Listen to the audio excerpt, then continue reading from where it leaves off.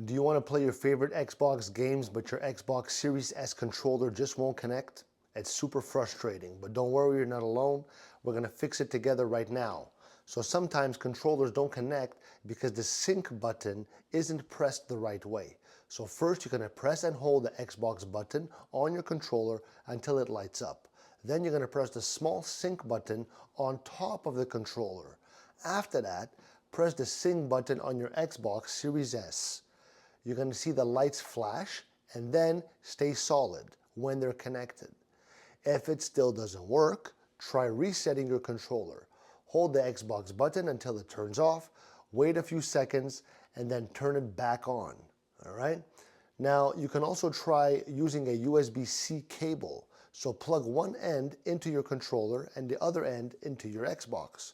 And this is going to help the controller connect faster. All right?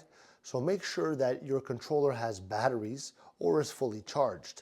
Low power can stop it from working right. And don't forget to update your controller. Go to the settings on your Xbox and then devices and connections, and click accessories to check for updates. If this helped you out, leave me a like, comment, subscribe. Ciao.